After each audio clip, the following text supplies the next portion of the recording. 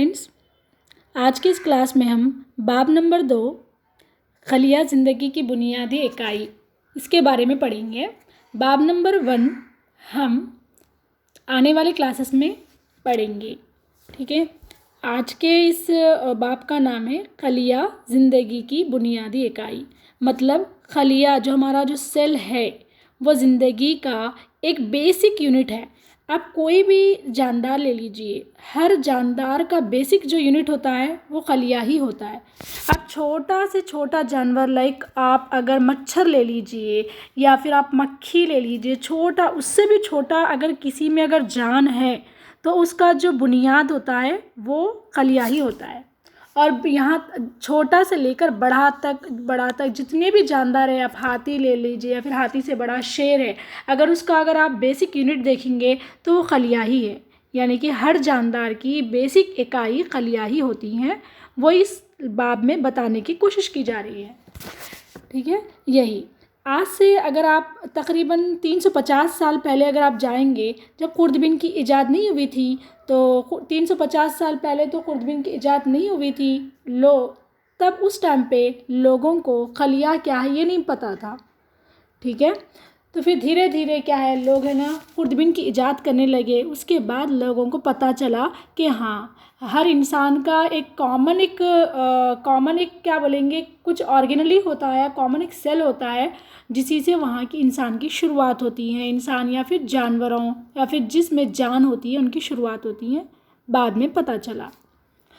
और इस खलिये को जानने के लिए आज हम जो खलिया जान रहे हैं, ऐसे ही खलिया नहीं आया। इसको जानने के लिए कई सारे हमारे आबा व अजदाद, जिनको हम बोलेंगे साइंटिस्ट ने बहुत ज़्यादा इसमें इनका रोल रहा। तो हमारी जो टेक्स्ट बुक में है सिर्फ गिने चुने ही साइंटिस्ट है, लेकिन और भी बहुत सारे साइंटिस्ट ने इसमें काम किया था।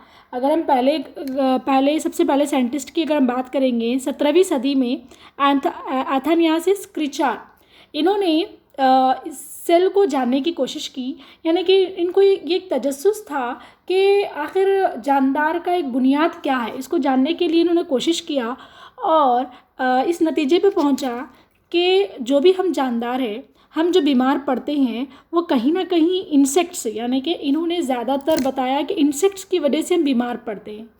किसने बताया? एथेनियासिस क्रिचार ने बताया कि हम इंसान या फिर जानवर ले लीजिए, जो बीमार पड़ते हैं वो इंसेक्ट्स की वजह से बीमार पड़ते हैं। ये बात इन्होंने कही। और दूसरा अगर हम बात करेंगे, दूसरे साइंटिस्ट की तरफ अगर हम आते हैं, तो दूसरे का नाम है जॉन समेरधन। जॉन समेरधन ये एक डच के साइंटिस्ट थे और इन्होंने सबसे पहले क्या किया, आरबीसी रेड ब्लड सेल्स को पहली बार इन्होंने ऑब्जर्व किया और इसको डिस्क्राइब करने की कोशिश की। किसने? जॉन समेरधन ने। ठीक है, फिर उसके बाद में एक और साइंटिस्ट आते हैं, उनका नाम है क्या है, रॉबर्ट हुक। पहले हम ले लेंगे रॉबर्ट हुक के बारे में देखेंगे। रॉबर्ट हुक के बारे में हम देखेंगे। ठीक है, रॉबर्ट हुक जो है 1665 में, उस टाइम पे क्या था, कोई भी एक माइक्रोस्कोप नहीं था। जैसे आज हमारे पास एडवांस फीचर्स के माइक्रोस्कोप हमारे पास प्रेजेंट है, लेकिन उस टाइम पे कोई भी एक माइक्रोस्कोप नहीं था। तो इन्होंने 1665 यानी कि 17th सेंचुरी में अपना खुद का माइक्रोस्कोप बनाया। मैग्नीफाइंग ग्लासेस, मतलब एक बड़ी सी ग्लासेस वगैरह को लेकर, कांच के ग्लासेस को लेकर अपना खुद का माइक्रोस्कोप बनाया। और उसके नीचे जो दरख्त होता है, क्या बोलेंगे हम, ओक ट्री, जो ट्री होता है उसका जो छाल का मतलब होता है ना बार्क, जिसको हम बोलेंगे लाइक अगर हम घर में अगर हम इस्तेमाल करेंगे तो दालचीनी वगैरह होती है, दालचीनी, उसका जो पेड़ का जो होता है वो वाला हिस्सा, उसको छाल को लिया, यानी कि बार्क को लिया और लेकर जब वो माइक्रोस्कोप में देखा, अपने खुद के बनाए हुए माइक्रोस्कोप में देखा, तब उनको लगा कि माइक्रोस्कोप में इस तरह की शक्ल दिखाई देने लगी इनको। ठीक है, इस तरह की शक्ल दिखाई देने लगी और इस बारीक इसके अंदर क्या है, बारीक सुराख दिखाई देने लगे इनको उस माइक्रोस्कोप के अंदर। और इन्होंने ये देखते ही कह दिया कि ये क्या है, सेल का नाम दे दिया। यानी ये सेल का जो मतलब था छोटा सा रूम, लैटिन ज़बान में सेल का मतलब होता है एक छोटा सा रूम। और उस टाइम पे इनको ऐसी नज़र आया कि छोटे छोटे रूम दिखाई दे रहे, किसमें छोटे छोटे रूम दिखाई दे रहे ना, और तभी से इन्होंने इसका नाम सेल रख दिया। ठीक है, ये था रॉबर्ट हुक का। लेकिन इस टाइम पे जो ये जो सेल देखे माइक्रोस्कोप में, वो जो सेल था लिविंग नहीं था, मतलब जानदार नहीं था। क्यों नहीं था जानदार? क्योंकि ये सेल सबसे पहली बात तो इन्होंने छाल को लिया था, बार्क को यूज़ करा था, और जो कि बार्क जो बहुत ही पेड़ के आखिरी वाले हिस्से पर, जो क्या बोलेंगे बाहरी वाली सतह पर होता है ना बार्क, हाँ वो एक नॉन लिविंग था। क्यों? और इसके अंदर कोई भी तरह का लिक्विड नहीं था। लिक्विड मतलब कोई भी तरह का पानी या कोई भी म्यूकस वगैरह कुछ भी नहीं था अंदर। इसी वजह से ये एक नॉन लिविंग सेल था। ये नॉन लिविंग सेल के बारे में सबसे पहले किसने देखा? रॉबर्ट हुक ने देखा। ये सवाल बहुत ही आता है हमारे पास। रॉबर्ट हुक ने सबसे पहले नॉन लिविंग सेल को खोज निकाला। और ये जो सेल है दिखने में कैसे दिखाई दे रहा था? शहद के छत्ते की तरह, बिल्कुल शहद के छत्ते की तरह ही दिखाई दे रहा ना, ऐसे ही दिखाई दे रहा था। और इन्होंने इसका नाम क्या रखा? सेल नाम रखा। सेल का मतलब होता है छोटा सा कमरा।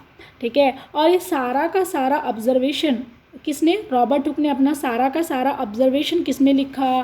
किसमें रखा? रॉबर्ट हुक ने अपना सारा का सारा ऑब्जर्वेशन किसमें लिखा? इनकी किताब थी, क्या नाम है इनकी किताब का नाम? माइक्रोग्राफिया। क्या नाम है इनकी किताब का नाम? माइक्रोग्राफिया। ठीक है, ये वेरी इंपॉर्टेंट है।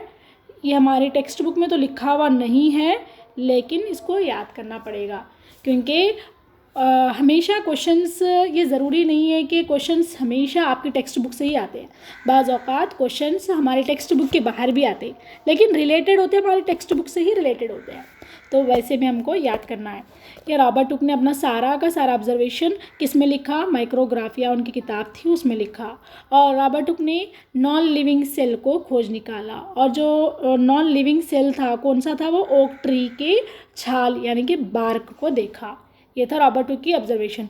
उसके बाद में एक और साइंटिस्ट आते हैं, ये भी वेरी इंपॉर्टेंट है, उनका नाम है एंटोनी वॉन लीवेनहुक।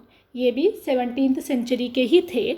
इन्होंने भी अपना खुद का माइक्रोस्कोप बनाया, लेकिन इनका जो माइक्रोस्कोप था थोड़ा सा अच्छा सा डेवलप था एज़ कम्पेयर टू किसका? रॉबर्ट हुक के मुकाबले में। और इन्होंने क्या किया? ऑब्ज़र्व किया। कैसे? जो बारिश का जो पानी होता है ना, बारिश का पानी ज़मीन पर गिर जाता है, और ज़मीन पर गिरे हुए पानी को इन्होंने क्या किया? थोड़े से हाथ में लिया, मुट्ठी में लिया, और मुट्ठी में लेकर क्या करा? उस पानी को जब माइक्रोस्कोप, इनके बनाए हुए माइक्रोस्कोप में जब देखने की कोशिश की, तो पता चला कि सेल है, इस एक जानदार में एक सेल है, और वो जो सेल है वो मूव कर रहा था, वो हरकत भी कर रहा था। तो हरकत कर रहा है, इसका मतलब हरकत कौन करता है? वही ना, वही हरकत करता है जिसके अंदर जान होती है। तो इन्होंने सबसे पहले क्या किया? सबसे पहले इन्होंने बहुत से सेल्स को ऑब्जर्व किया। लाइक अगर हम बात करेंगे, बैक्टीरिया को देखा इन्होंने, वही बैक्टीरिया को देखने की कोशिश की, ईस्ट को खोज निकाला, और ऐसे ही करते करते प्रोटोजोआ को बोलेंगे WBC, RBC, सॉरी WBC नहीं RBC, सुर्ख जसीमे, खून के सुर्ख जसीमे बोलेंगे। और इसके साथ साथ इन्होंने इंसान का जो स्पर्म होता है ना, इंसान का जो स्पर्म होता है उसको भी सबसे पहली बार किसने गौर किया? एंटोन वॉन लीवेनहुक ने पहली मर्तबा देखा। क्या क्या देखा इन्होंने? बैक्टीरिया को देखा, ईस्ट को देखा, प्रोटोजोआ को देखा, खून के सुर्ख जसीमे मतलब RBC, रेड ब्लड सेल्स को देखा, और इंसान के स्पर्म को भी देखा। पहली मर्तबा इसने देखा। ठीक है, ये था हमारा लिविंग सेल था। और क्वेश्चन यहाँ से आपको बहुत ज़्यादा आएगा, बहुत ज़्यादा आते क्वेश्चन यहाँ से। सबसे पहली मर्तबा नॉन लिविंग सेल को किसने देखा? अगर नॉन लिविंग की बारी आती है, नॉन लिविंग की अगर जब भी बारी आती है तो रॉबर्ट हुक बोलेंगे। ठीक है, इन्होंने नॉन लिविंग को देखा। और अगर लिविंग की बात चलती है, सबसे पहले लिविंग सेल को किसने देखा? एंटोन वॉन लीवेनहुक ने। लीवेनहुक ऐसे याद करेंगे। ठीक है, और इन्होंने उस सेल्स का नाम क्या बताया? जो मतलब लिविंग थे उसका नाम बताया एनिमल्क्यूलेस बोलेंगे। क्या है इसका नाम? एनिमल आएगा और क्यूलेस बोलेंगे। ठीक है, ये था हमारा लिविंग सेल। और अगर बहुत सारे स्टूडेंट्स मतलब इंटरेस्टेड होते हैं कि लिविंग सेल आखिर कैसे दिखाई देता है और नॉन लिविंग सेल कैसे दिखाई देता है। तो अगर हम देखेंगे, अगर आप आज भी अगर आप नॉन लिविंग सेल को देखना चाहते हैं तो एक काम कीजिए, आपके घर में जो माचिस की जो तिल्ली माचिस जो होती है ना, माचिस की तिल्ली का मुशाहिदा करेंगे। आप एक माचिस की तिल्ली को ले लीजिए और इसका जो लकड़ी होती है ना, उसको आप क्या कीजिए, पानी में डुबा के रखिए। ठीक है, 3-4 घंटे आप उसको डुबा के रख दीजिए ताकि वो जो जो माचिस की जो एक काड़ी होती है वो अच्छे से भीग जाए। भीग जाने के बाद आप क्या कीजिए, छोटा सा उसको साइड में से छोटा सा आप उसको कट कीजिए। कट करके आप क्या करें, जो स्लाइड होता है ना, माइक्रोस्कोप के नीचे हम जो रखते हैं स्लाइड, उस स्लाइड के नीचे रखिए और थोड़ा सा पानी डालिए और उस पानी के ऊपर कोई भी कलर डाल दीजिए ताकि अच्छे से दिखाई दे। और जब हम उसके ऊपर डालेंगे और उसके ऊपर कवर स्लिप लगा देंगे स्लाइड के ऊपर, और उसको जब हम माइक्रोस्कोप में देखेंगे तब हमको सेम इसी तरह का दिखाई देगा स्ट्रक्चर। ठीक है, मतलब हमारी जो माचिस की तिल्ली हम जो देख रहे हैं वो क्या है, लिविंग है या नॉन लिविंग है? नॉन लिविंग है। Very good. अगर वो लिविंग होती तो क्या होता, अगर वो लिविंग होती तो इसके जो जो सुराख, जो छोटे छोटे जो सुराख दिखाई दे रहे हैं ना, ये छोटे छोटे जो सुराख दिखाई दे रहे हैं, इस सुराख में भी आपको कुछ ना कुछ दिखाई देता, मतलब लिक्विड जैसा होता। लेकिन यहाँ पर तो कोई लिक्विड जैसा नहीं है, एकदम कैसे है, ये एकदम जाली टाइप है ना, मतलब जाली टाइप है, ये नॉन लिविंग है। तो हमारी जो माचिस की तिल्ली से हम जो देखे, वो जो सेल दिखाई देता, माचिस की तिल्ली को जब हम पानी में भिगा कर रखेंगे और उसको छोटा सा पीस कट करके जब हम अंडर द माइक्रोस्कोप देखेंगे तब हमको सेम ऐसी तरह का हमको स्ट्रक्चर दिखाई देता है, और वो स्ट्रक्चर क्या है, वो नॉन लिविंग है। ठीक है, इसी तरह हम एक और क्या करेंगे, एक और ऑब्जर्वेशन करेंगे। और यहाँ पर हम क्या कर रहे हैं, प्याज के छिलके को ले रहे हैं, मतलब प्याज को पहले हम ले रहे हैं।